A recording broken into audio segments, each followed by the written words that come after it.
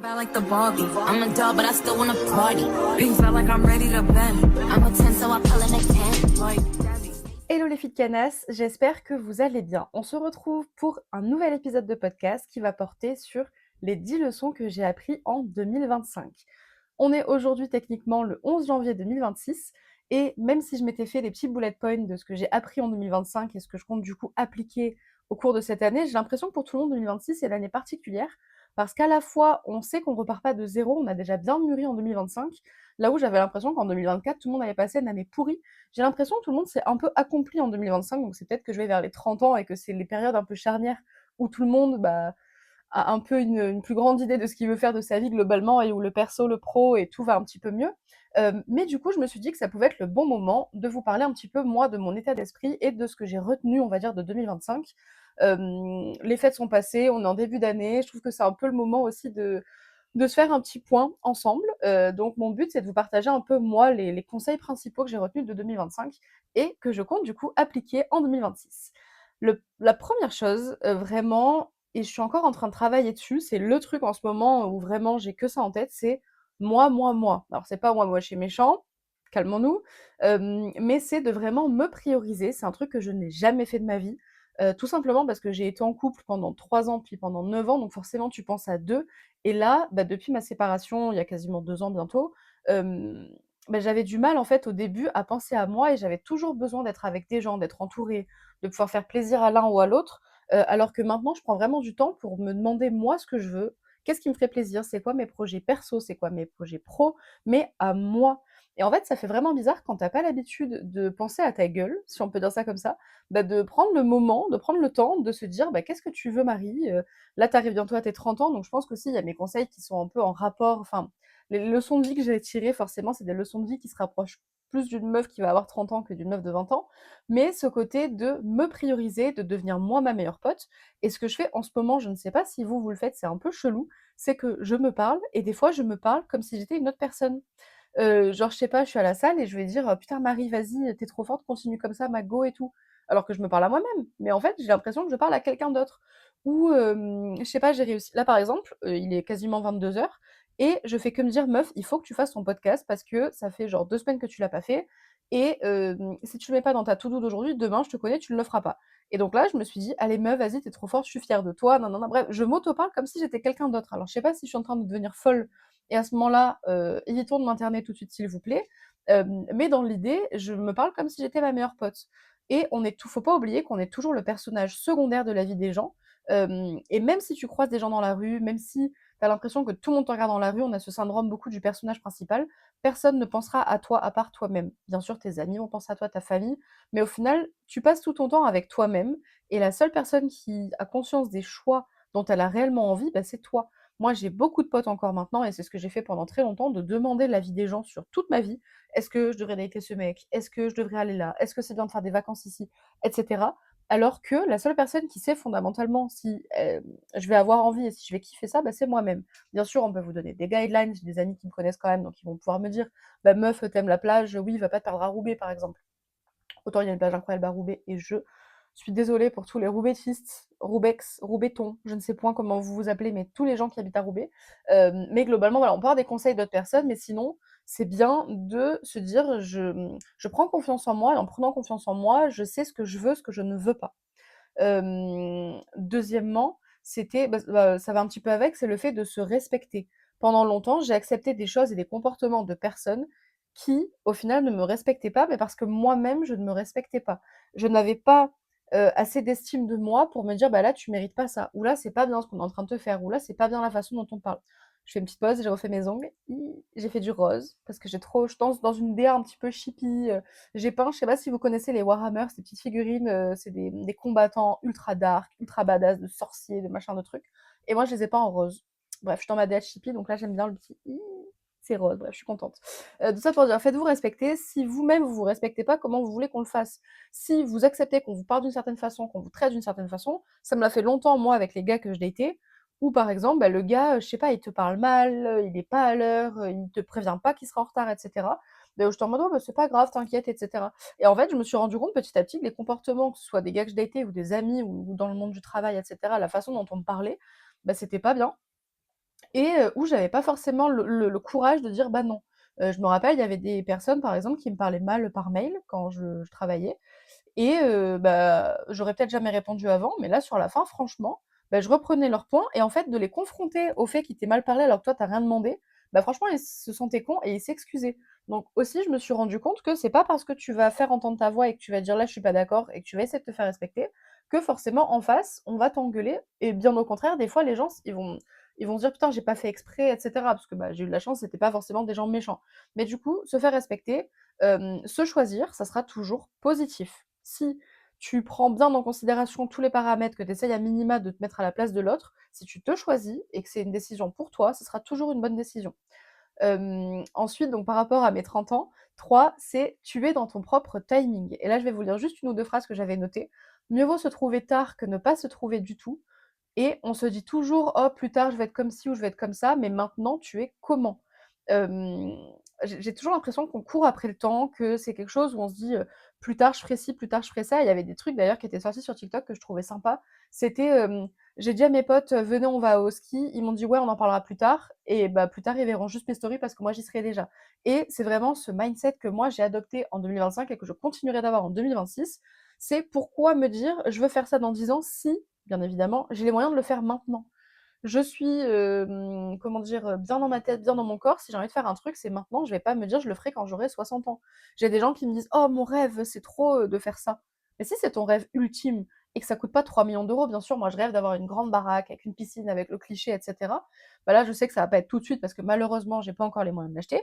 Mais si ton rêve ultime, j'en sais rien moi, c'est de faire un voyage à New York qui va te coûter 3 000 balles et beh, tu te dis: «Ma priorité ultime, c'est ça», beh, tu vas pas faire des restos qui te coûtent 50 balles à chaque fois, tu vas pas en boîte à payer, 15 balles, un verre d'alcool et cetera et tu te dis: «C'est ma priorité». Du moins, moi, c'est ce que je vais essayer de faire, c'est d'être dans mon propre timing et de me dire: «Il y aura un après, bien évidemment, j'ai espoir d'avoir une belle et longue vie, d'avoir, de vieux jours devant moi et cetera, mais s'il y a des trucs que je peux faire maintenant, je vais le faire maintenant». Et il y avait une phrase du coup que j'avais vue qui était vraiment pas mal par rapport à ça, c'est: «Tu n'as pas vécu les plus beaux jours de ta vie». Je trouve que cette phrase, elle est incroyable. Tout simplement parce que des fois, d'avoir vécu plein de choses dans ta vie, tu te dis: «Ah bah, de toute façon, il peut rien arriver d'autre», et il y a un peu cette nostalgie de se dire: «Ah, j'ai passé des bons moments quand même». Et ben, en fait, là, on est dans un timing de vie où on n'a pas vécu les plus beaux jours de nos vies, bien évidemment, peut-être des fois les moins beaux jours de nos vies, mais on n'a pas rencontré toutes les personnes qu'on devait rencontrer, on n'a pas fait toutes les vacances qu'on devait faire, on n'a pas visité tous les pays qu'on allait visiter. Et je trouve que d'avoir ça en tête, franchement, moi, ça m'a donné un boost de fou. Donc ça, c'était pour le point numéro 3. 4, tu ne peux pas plaire à tout le monde et on s'en fout du regard des autres. Alors ça, moi, pendant tellement longtemps, j'avais l'impression de vivre pour moi et de m'en foutre du regard des autres, alors que ce n'était pas vrai. Tellement de fois, j'ai mis des stories Insta en me disant: «Oh, on va me dire ci, on va me dire ça, les gens ils vont penser ci ou ça». Maintenant, franchement, je suis très contente parce que je m'en fous. Je vais à la salle, là même là, bon après dans les podcasts, j'ai jamais trop fait d'efforts pour m'habiller, pour me coiffer. Je dis pas qu'il faut être dégueulasse, bien évidemment, mais c'est plus là, je suis nature peinture parce que je suis à la maison. Quand je vais à la salle, je danse, j'écoute de la techno, j'écoute du Jul, j'écoute du métal, peu importe, je danse, je m'en fous qu'on me regarde. Tant que je ne dérange pas les autres à hurler ma musique, parce qu'il faut pas déconner, on est dans un espace commun, bah, kiffe ton moment ma belle, enjoy, des fois je suis dans la rue, je marche, machin, je danse. Une fois, il y avait même un petit papy qui m'avait alpagué. Au début, je me suis dit: «Qu'est-ce que j'ai fait?» Et il me dit: «Ah mais c'est trop bien, on voit que vous êtes, solaire, votre futur mari, il aura trop de la chance, nanana, vous aimez trop la vie» et ça m'a fait plaisir parce que, bah, je me dis, «On s'en fout du regard des gens et tant que tu fais pas un truc de fou». Pour moi, la limite des uns enfin, la limite des autres s'arrête là où la mienne commence. C'est-à-dire, je veux pas faire quelque chose qui va déranger quelqu'un d'autre, bien évidemment, mais tant que moi, ça me fait kiffer et que je fais chier personne, bah franchement, moi ça. Si, alors je l'ai toujours pensé ça à l'époque quand j'étais gothique et que je m'habillais entre guillemets «pour moi» et tant que c'était pas provoquant et que ça traumatisait pas les gens, bah, je me suis dit: «J'en ai rien à faire». Bon ça c'est un autre débat, mais tu peux pas plaire à tout le monde. On va te trouver cringe, on va te trouver bizarre, on va se dire: «Mais pourquoi elle fait ça?» Tout le monde va avoir un avis sur tout et tu peux demander la même question sur une action que tu fais à 100 personnes, tu auras 100 versions différentes et 100 opinions différentes. Malheureusement ou heureusement, on s'en fout du regard des gens parce qu'ils ne sont pas toi et parce que s'ils ne sont pas légitimes en plus pour te donner des conseils sur quelque chose, tu t'en fiches. Je veux dire, ça va pas être une meuf ou un mec qui n'arrive pas à s'exprimer en public, qui n'arrive pas à aller dehors, qui n'ose pas aller à la salle, qui va te dire va pas à la salle, va pas danser à la salle, tu vas faire chier les gens. C'est pas quelqu'un qui ne va pas courir qui va te dire oh t'es gênante, tu veux faire 10 kilomètres mais t'es lente.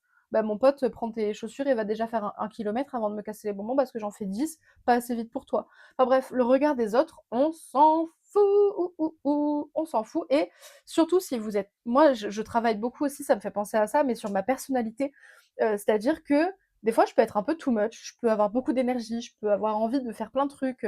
Et en fait, pendant longtemps, j'avais peur que ça dérange les gens, enfin inconsciemment, et je me «contenais» entre guillemets. Je pense que c'est parce que je faisais beaucoup de kilos en plus et que je ne voulais pas déjà que je prenais de l'espace physiquement, prendre trop d'espace dans la pièce et qu'une fois une meuf avait dit à mes amis que j'étais quelqu'un qui prenait trop d'espace parce que je parlais beaucoup et parce que, bah, malheureusement je m'intéresse à beaucoup de choses donc j'ai souvent quelque chose à dire sur n'importe quel sujet, genre, que ça parle d'aviation, que ça parle de Pokémon, de jeux vidéo, de plein de trucs. Je vais toujours avoir une petite anecdote à dire et du coup elle disait qu'en gros, bah, je monopolisais la parole. Donc après ça, dès que je parlais, je me disais: «Mais est-ce que je demande aux gens assez et toi? Est-ce que» enfin bref, j'essayais de faire attention et ça j'essaye toujours. Mais du coup, ma vraie personnalité, franchement, c'est, d'arriver dans un magasin, faire des bêtises, c'est d'être un peu comme une enfant, si je peux dire ça comme ça, de garder un peu ce truc d'émerveillement et de je m'en balèque, que j'avais perdu aussi avec mon ex parce qu'il était très attaché aux apparences et que des fois, par exemple, j'étais au resto, je rigolais un peu trop fort, c'était un peu en mode: «Arrête, on va nous regarder». Et c'est quelque chose du coup que j'avais complètement perdu et que là j'essaye de retrouver. Donc le regard des gens, on s'en fiche. Ensuite, la réussite c'est subjectif. Ça aussi, c'est quoi ma notion à moi de réussite? En 2025, je regardais c'est pour ça que j'ai fait une coupure à un moment d'Instagram et cetera et je pense qu'elle va pas tarder à revenir, où en fait, bah, j'avais l'impression que tout le monde avait une vie de ouf et était successful as fuck et je me disais: «Mais toi ma belle, qu'est-ce que tu fais? Tu en es où? Qu'est-ce que tu branles là? Il y a rien qui se passe pour toi».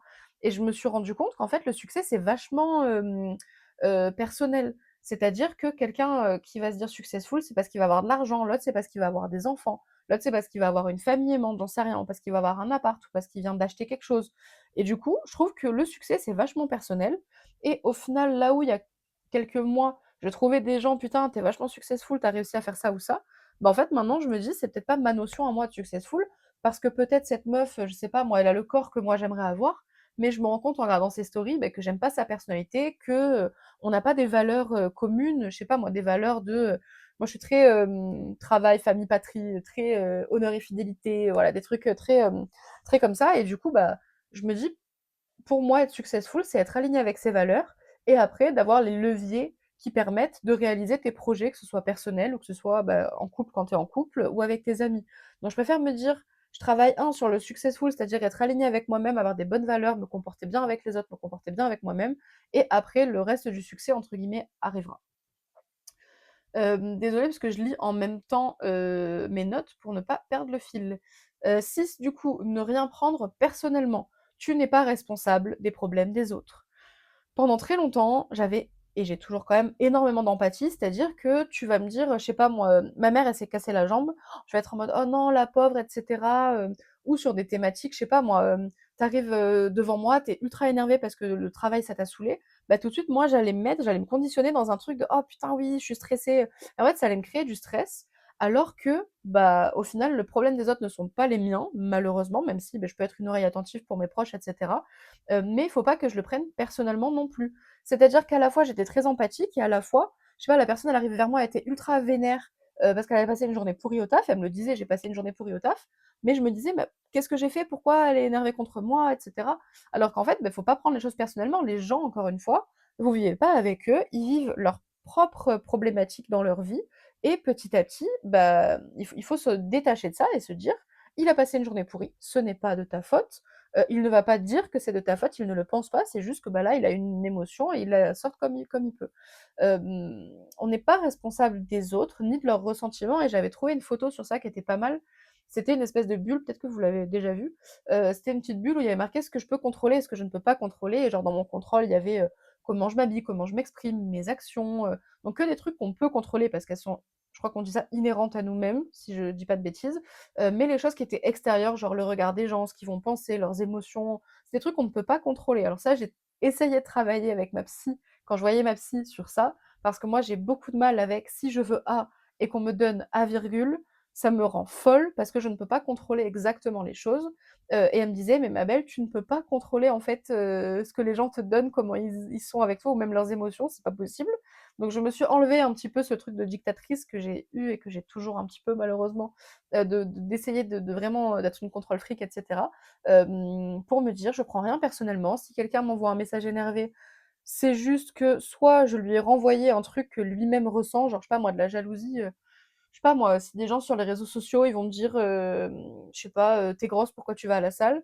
Bah, des fois, c'est des personnes grosses qui me le disent, bah, tu juste, jaloux parce que toi, tu pas à te bouger le cul pour aller à la salle. Ou ça va être quelqu'un de mince qui va me dire, «Tu grosse, tu vas à la salle». Bah, c'est quoi ton souci? Tu un manque de confiance en toi pour dire à quelqu'un qu'il est gros et qu'il va à la salle parce que, bah, justement, moi, je me donne les moyens de justement enlever mon poids, quoi. Donc du coup, j'essaye toujours de me dire: «Je suis pas responsable de ce que les gens ressentent». Et si malheureusement des fois, dans ma vie perso, j'ai des là, j'essaie de travailler là-dessus parce que là, j'ai un truc en tête qui me vient et il faudra que j'essaye de le je vais essayer de plus aller au pas au conflit, mais quand je sens qu'il y a un truc qui coince, là où avant je laissais un peu couler. J'avais écouté le podcast de Lena Situation et d'Orelsan qui parlait de ça, où en fait Orelsan il expliquait que s'il sent qu'il a pu blesser quelqu'un, plutôt que de se triturer pendant des heures et des heures, de se dire: «Ah putain, est-ce que je l'ai embêté? Comment je pense? Comment je fais?» Bah, du coup d'aller un peu à la confrontation et lui dire: «Bah, au fait, quand j'ai dit ça, ça t'a gonflé? Oui, non?» et de discuter et de désamorcer, voilà, that's the word. C'est le mot que je cherchais, désamorcer le truc, pour justement, bah, pouvoir, ne pas me prendre la tête sur des choses. Voilà. Ensuite, le numéro 7, sois heureuse. Et il y a une phrase que je kiffe et que du coup je pense garder tout 2026. Prépare-toi comme s'il allait t'arriver une folie positive aujourd'hui. C'est-à-dire, lève-toi en te disant, mais aujourd'hui, je vais gagner à l'euro million. Bon, j'abuse, mais aujourd'hui, je vais avoir le taf que je veux. Aujourd'hui, je ne sais pas pourquoi il va se passer un truc de fou. Alors moi, je suis très loi de l'attraction, très énergie, très je dégage du positif, donc des trucs positifs viennent à moi, etc. Et bah, vraiment ce truc de prépare-toi comme s'il allait t'arriver une folie positive aujourd'hui, je kiffe parce que je suis dans la rue, je suis ultra positive, je suis et puis même s'il se passe un truc pas bien, mais ça arrive, c'est la vie, il faut pas se démoraliser, rapidement, mais de me dire: «J'agis et je me dis: «Il va se passer une folie, let's go, cette journée va être incroyable» et au final, même s'il se passe pas des folies, parce que, bah, j'ai clairement ni gagné à l'euro million, ni, un taf, exceptionnel, et cetera, pour l'instant, mais bah, je sais pas en fait de te remplir de bonnes énergies, bah, ça te galvanise pour toute la journée et franchement, tu es en fuego. Ensuite, ça rejoint un peu ce que je disais avant, le numéro 8. Si tu n'es pas aligné, pars. Et je me suis noté une phrase qui est: «Le temps donné à quelqu'un qui prend ton énergie est un temps enlevé à quelqu'un qui te remplit». Si tu es dans des situations avec des personnes autour de toi, un entourage où tu n'es pas aligné, où tu sens que vous avez pas il y a une vibration qui se fait pas, tu sens qu'il y a des énergies négatives. Moi, j'ai fréquenté quelqu'un pendant très longtemps, une amie, une ancienne amie, je peux même pas appeler ça une amie, une ancienne meuf que je connaissais, qui en fait, c'était ça. Je la voyais, j'arrivais même si j'avais une batterie à 200, je repartais à -1000 parce qu'elle me démoralisait, parce qu'elle, dans sa vie, ça n'allait jamais, parce qu'elle me faisait toujours souligner les trucs qui, moi, n'allaient pas et en fait, je me sentais pas alignée et je ne suis pas partie pendant des années, et avec le recul maintenant, je le regrette. Quand je sens que je ne suis pas alignée, je me barre. Que ce soit dans le travail, que ce soit dans les relations amicales, dans les relations amoureuses, dans toutes les relations, qu'on peut ou dans toutes les, comment dire? Par exemple, même si je voyage toute seule, bah, je vais faire une activité ou je vais aller, je sais pas moi, visiter un musée, que sais-je, j'en sais rien. Je vais pas me sentir à l'aise, je me force plus. Là où avant je me force. Alors, il faut toujours avoir un petit peu la demi-mesure parce que des fois c'est pas que tu es pas à l'aise, mais je sais pas, tu es un peu fatigué par exemple et tu te forces un peu et au final ça se passe bien. Par exemple, tu vas à la salle, tu es un peu démotivé, tu te dis: «Bon vas-y, je me force un peu» et au final tu es toujours content d'aller à la salle et tu es jamais, déçu d'y avoir été. Mais des fois quand tu sens, je sais pas, il y a un truc vraiment bizarre, ça te prend aux tripes, tu es pas aligné, casse-toi, genre, et tu le fais pour toi, donc tu n'as pas à te culpabiliser de ça. Et moi, je sais que maintenant, je suis contente parce que mes amis, quand je les vois, bah, ils me remplissent d'énergie plus qu'ils ne m'en enlèvent. Et tu as toujours des potes comme ça où tu sais, c'est un peu des comment on appelle ça? Tu as pas besoin de batterie sociale avec eux. Tu es avec eux, c'est cool, c'est fluide, c'est naturel et puis au final, ça se passe pas comme ça devrait se passer, on s'en fout. J'ai vécu ça pas plus tard qu'hier.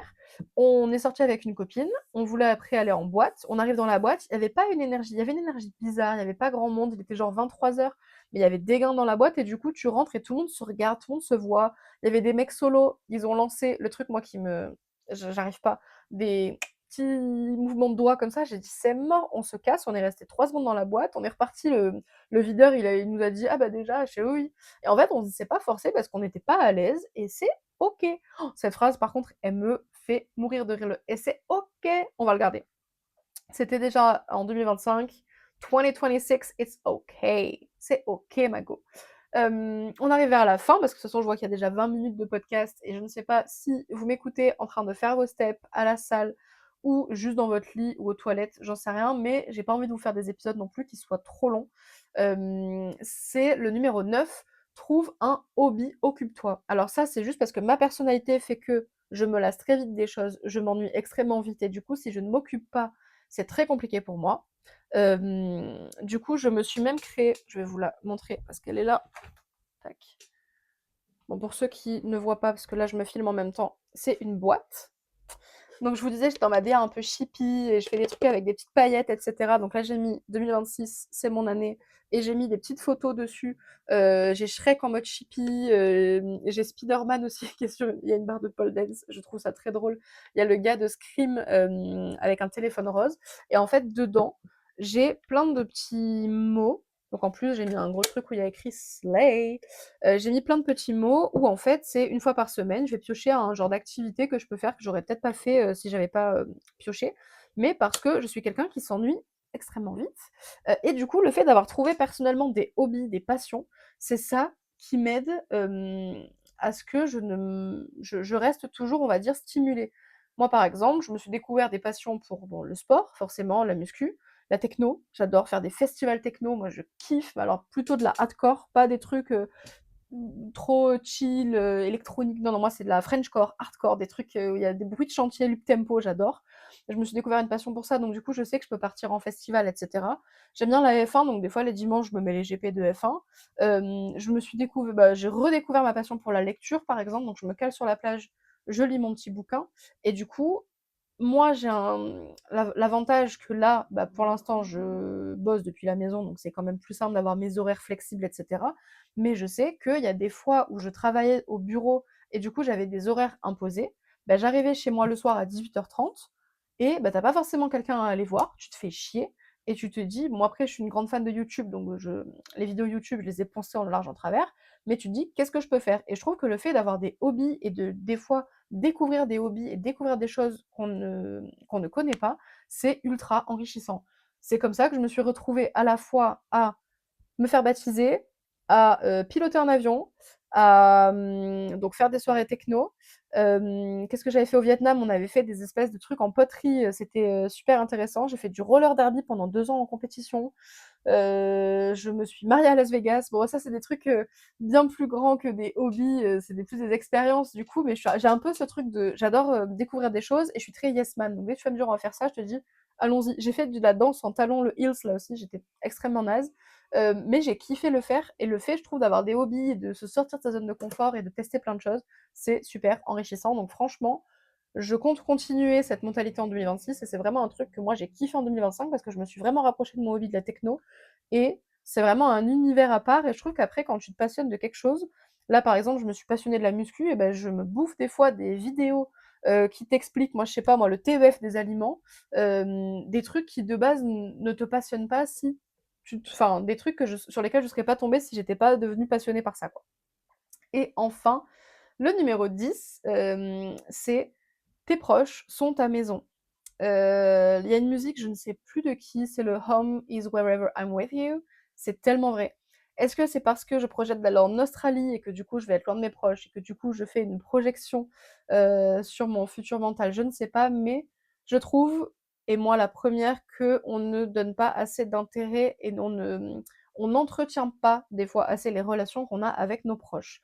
Je dis moi la première parce que là j'ai beaucoup travaillé sur ma relation de moi à moi, mais du coup, ça va vite de tomber un peu dans ce truc de se renfermer sur soi, d'isolement, de solitude, qui moi perso là me plaît parce que je suis enfin arrivée au stade où la solitude me plaît, ce qui a été très très compliqué là ces 2 dernières années.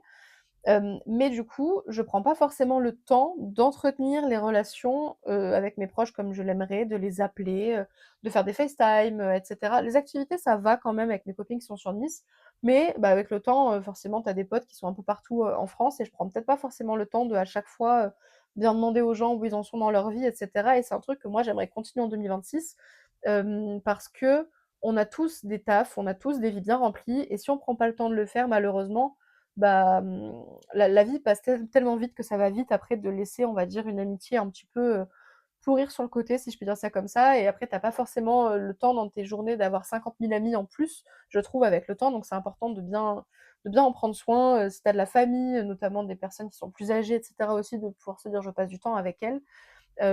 Et du coup, je reviens à mon ne rien prendre personnellement, de me dire je le fais moi et c'est pas grave si c'est pas l'autre qui le fait et si ça vient toujours de moi, parce qu'au moins je suis alignée avec mes valeurs et ce que je veux faire. Ça aussi, souvent des trucs dans les relations, j'ai l'impression où tu te dis: «Ah, c'est toujours moi qui viens», mais en fait, quand tu le fais une ou 2 fois, je trouve que après ça se débloque tout seul et ça devient naturellement.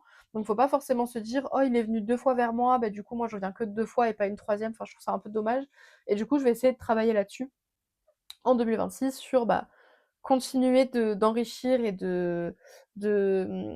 chérir, les relations, que j'ai avec mes proches, et cetera. Parce que, bah, malgré tout, si tu as des proches avec qui tu peux te sentir bien, c'est ce truc de les proches sont ta maison, c'est qu'au final, c'est ton cocon, c'est ton espace. Et moi, là, par exemple, je projette d'aller en Australie, bah, j'ai envie, quand je reviens ou quand j'y suis, de partager, d'amener un peu d'Australie à mes proches à Nice et que d'amener un peu de Nice en Australie et du coup, bah, de pouvoir faire vivre un peu mon expérience à tous mes proches. Donc voilà, c'est un peu les leçons que j'ai apprises, principales de 2025. Il y en a d'autres bien évidemment. Je pense que chaque journée, tu apprends plein de choses, et sinon on aurait un podcast qui dure pendant des années. Je vous conseille aussi de vous poser, vous, sur ce que vous avez appris en 2025. Je sais qu'on fait souvent des bonnes résolutions et du coup, c'est chouette parce que ça pousse vers l'avenir. Mais je trouve que c'est aussi un moment, début d'année, où on peut regarder aussi par le passé et se dire: «Bah, qu'est-ce que j'ai appris, qui peut me servir pour le futur?» Parce que comme je vous le disais au tout début, j'ai l'impression que 2026, c'est un peu la continuité d'apprentissage qu'on a eu en 2025 et que j'arrive en 2026 avec déjà des petits bagages. Alors c'est pas un bagage en soute encore, c'est des petits bagages cabine, qui vont peut-être me servir et qui vont, je suis sûre, même me servir pour cette année. Et du coup, bah, c'est important de faire un mini point et de me dire: «Bon, bah, voilà, c'est ça que tu as appris ma grande». C'est un peu tes lignes directrices, tes mantras pour, 2026, on l'appelle, comme vous voulez.